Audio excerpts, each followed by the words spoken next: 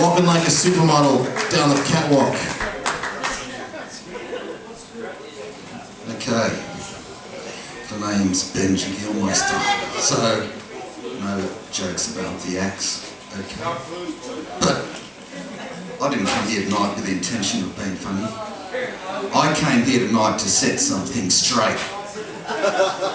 Because I heard that in the open mic circuit of the last few years, there's a guy who has a striking resemblance to me, who's been telling stories about how his dad used to lavish affection on the dog, but wouldn't show him much attention. And then I heard that a couple of years ago, in this very pub, dressed in black lycra, this same guy told a story about how when he was a kid, he used to stay at home doing the housework with his mum, learning domestic chores. And that concerns me a great deal.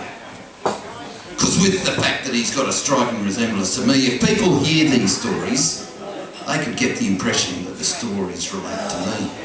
And if people knew, if people thought that I had a distant father, and an overbearing mother who made me do the housework, well then people may come to the conclusion and may actually question my sexuality and the preferences that pertains to. But I just want to get one thing straight. I'm as straight as any man. In fact, I'm as straight as a goalpost. Particularly at the point of its intersection with the crossbar. Because then you'll know that I'm talking about a real men's game. Like we saw last night, go to please.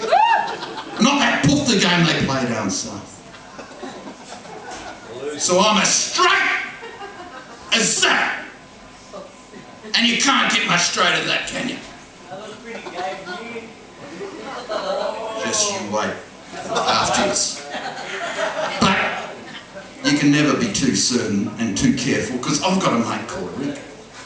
And Rick has confided in me a few times that he finds it hard to relate to the stereotypical images of Australian masculinity. And he's told me once that when he goes home, he prefers to watch the arts program on the ABC instead of watching the football. And let's not beat around the bush. Let's be straight. If my mate Rick talks like that, well then Rick must be a poof.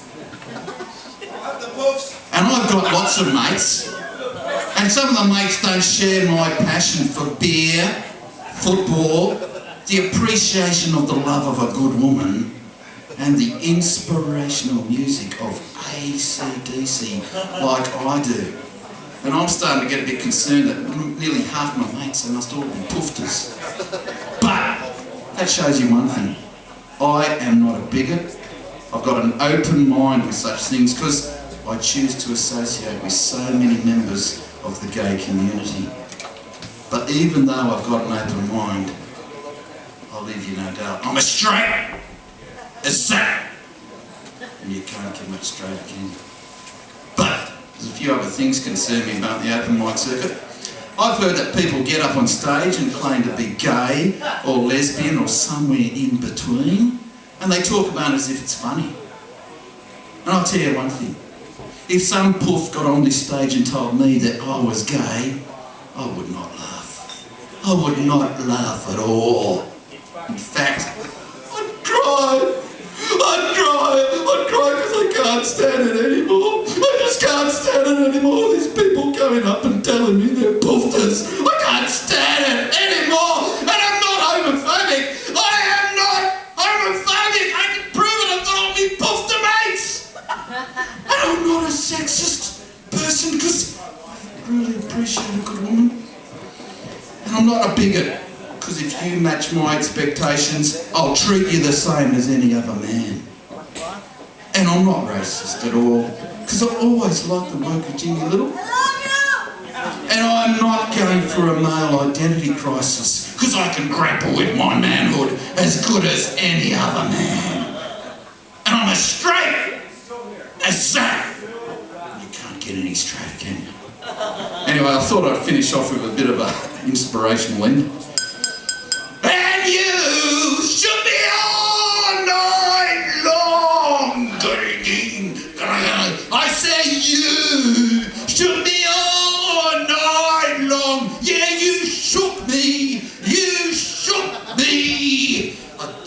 bloke and he'd appreciate the love of a good woman.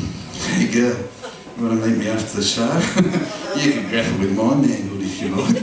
I'll show you on that push.